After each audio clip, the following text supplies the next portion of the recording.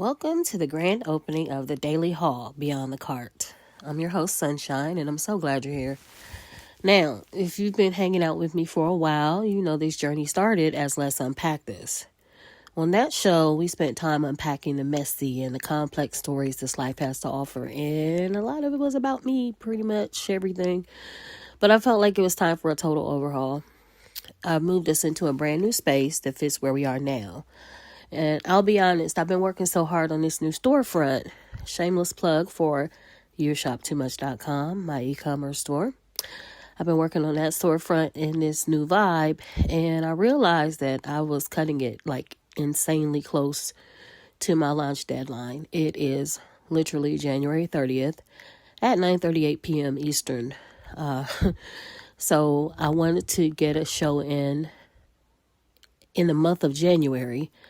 And then we're going to do a price check once a week for every month hereafter. Lord willing, and the creek don't rise. So at any rate, I'm happy to be able to get this out to you just before the January clock runs out. Now, on this particular show, we're still unpacking life, but we're going to do it through the lens of the haul. Now, for anyone who just stumbled upon us or who doesn't know, a haul is that collection of items that you've hunted down, purchased, and brought home, usually for a steal. Whether you shop online or in store, your haul is all the goodies that you gathered up and you bring them home and you show them off or whatever it is that you do with them. And so whether it's a retail purchase or a relationship return, we're going to look at all of it. Now, I'm realizing, that maybe some of you don't know me from a can of paint, and maybe you want to know how I came to be a reseller. So allow me to introduce myself. I'm Sunshine. I'm a Midwest lady. I'm in my 50s. And honestly, from the time I could walk, I visited flea markets with my parents. My mother has never been much of a shopper, honestly, but I was born to a father who loved a good deal. Actually, no, my father loved free. I mean, if you showed my dad a pair of designer jeans and he asked you what you paid for it, it doesn't matter what price it was, you paid too much. If you showed him something and said it cost $50, he would always joke, well, hell, you paid $45 too much. That was my dad. Like, he wanted to get things for the bare minimum. I'm so sorry. I'm under the weather, but we are going to power through this thing. Now, I remember one time, visiting a yard sale with him, and this yard sale was being held by, there were three ladies there, and they were very old, and I was so bored, and I was just like, why are we here? Everything they have is old-fashioned. And then my dad, he taught me the definition of the word antique. That was my first time hearing it, and, he told me that yard sales, there were all kinds of treasures and all kinds of things that nobody had discovered yet in this place. And so I'm looking at it like, I remember seeing Sanford and Son, and that's all I could think of was like, this must be their empire, because that's what it looked like. And it was at this particular yard sale that he ended up buying a ball of chains. I'm not saying ball and chain. I'm saying a ball of chains, as in chains, like necklaces. And when I say ball, I mean ball. It was tangled. It was a tangled mess. And I was in shock. I was like, why would you buy that junk? And he said, sometimes the prettiest things are hidden under a whole lot of ugly. And then he handed me the stinky ball of chains and said, work on that for a while. It stunk. If you've ever smelled a penny or a neck chain, like a dirty chain, like there was like a really distinct smell. And this ball had that smell. So, I'll keep pushing forward. I did more than learn what was in that ball of jewelry. I learned that it's true. The ugliest exteriors can possess incredible beauty within, because in that ball of chains, I found a beautiful gold cross. It was a solid gold cross, and I found a gold ring, and I found some really pretty, like, cosmetic costume necklaces, right? And so if you looked at the ball, though, just from the outside, you would never have guessed that those things were buried within that ball. And so that also applies to life, because if we just keep untangling our shit, eventually we get to the good stuff. And also, as a child, I knew that I had been bitten by the yard sale bug. I learned that people were out here letting go of things of value and they may not even know. Like, what other things were out there waiting to be discovered? Now, I would eventually find myself working in a flea market at my father's booth. My father sold statues, and it was like a group effort, within my family to make those statues. But that whole situation is the stuff for a therapist couch. It is not a happy story for me. It is not a time that I look back on with joy or anything. It actually makes me quite angry. So I'm going to leave that alone. But anyway, in that flea market, I met some very interesting people. There was a woman named Louisa. She was a jeweler. A man named V. Roman and his wife, they sold custom clothing. Louisa was a gold dealer. And she was one of the first people that I had ever seen who had like the engraved photo on a gold medallion. Her husband passed away and she had his picture engraved on it. And this was way back in the 90s. There was a gentleman named Bobby West, and Bobby sold stereos. He sold jewelry. He's pretty much sold anything you could want. And then there was the picture man. His name was Easy. Everybody in the North End knew this guy. He was from California. And like the flea market was such a fun place. There were so many personalities together, everybody existing under that one huge roof. And it was funny because there would be rivalries over who had the best booth space and, who was going to be in the front row. Trust and believe, we were always in the back because Wilkie wasn't about to pay for a space in the main area, let alone the front row.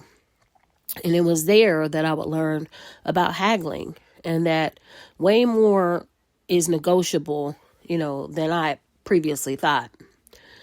Now, I wouldn't consider selling anything myself until I joined eBay. And eBay was established in September of 1995. And I didn't join eBay until 2003. So I was like super late to the party. But when I did join, my mind was blown. I instantly had access to so many things that I hadn't found in stores. Not the stores near me.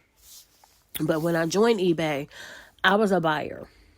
I wasn't, I didn't get on there to sell anything. I just I was buying health and beauty items. There were some electronics.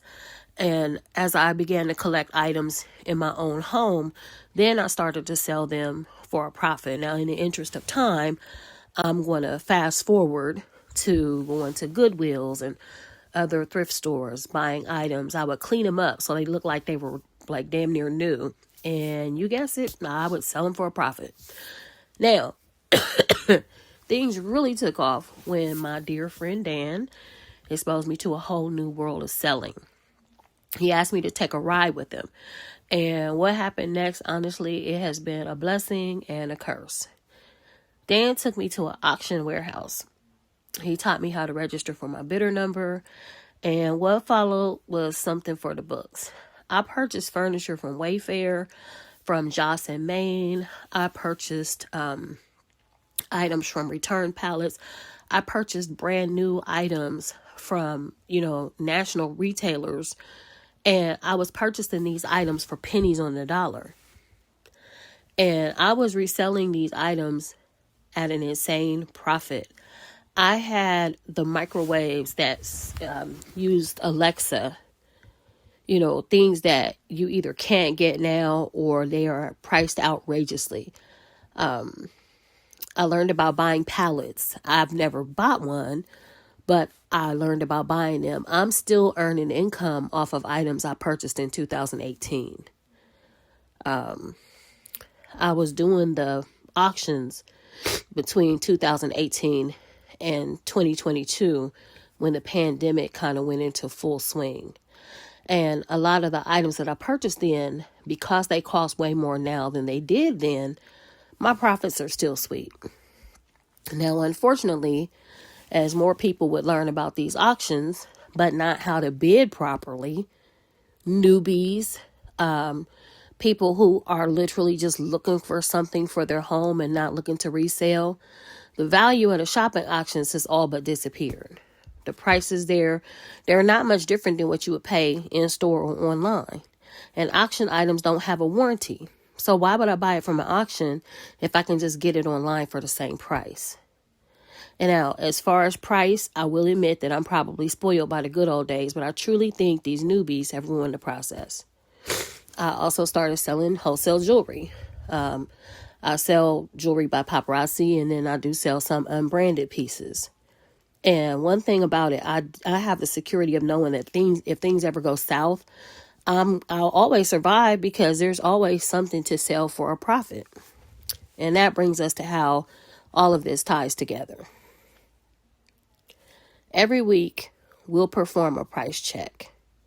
Now, this is where I take a scenario sent in by you, the shoppers of this community, and we'll decide if a situation is a bargain or a total ripoff. I'll look at the facts, I'll look at the feelings, and then I'll give you my sunshine verdict. Sometimes I'll tell you take the deal, but other times, transaction denied. I'm also going to work on like a visual component, hopefully very soon, where I'll be on camera and I can just bring you into the store with me. But for now, I don't have that capability, but I wanted to do something on audio. So let's get into our first audit. Now, this particular scenario is coming from a young lady on TikTok. She has actually purchased items from me online at my e-commerce store, and we DM every now and again. And I'm just going to call her Buyer Beware Brooke based on what happened to her. So she sent me a DM and she said, "Oh my God, Sunshine, I need your help. I think I'm being scammed, but I don't know." So I sold this gorgeous vintage wool trench coat for $250. It was an estate sale find. And if you've never been to an estate sale, please find one and go, because it is a wonderland for people who love to thrift. Now, the buyer just got the coat and DM'd me. Now I've already read this, of course, and when I first read it, I had to stop and I had to read it a couple of times because I was so confused. She said the buyer tells her that she was steaming the coat out and she found a $100 bill hidden inside the lining. Cha-ching! Like, I thought she would be happy. But the crazy part is this woman is demanding that Brooke send her a $100 refund because the cash wasn't listed in the description. And she's saying now that she thinks she overpaid. And she's threatening her with a 1-star review if she doesn't pay her. Is she for real? Do I have to give her the money back? Help me, please. All right, Brooke, honey.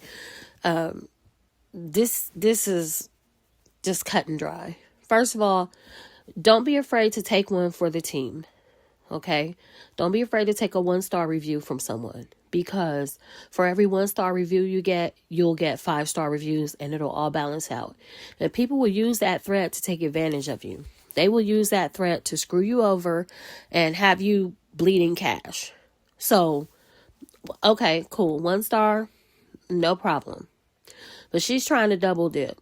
She's trying to screw you over. And in the world of reselling, when you buy a vintage item as is, you're buying it as is. If it comes with the lucky $100 bill, cool. If there was a hole in the pocket, she wouldn't have sent you money for a repair.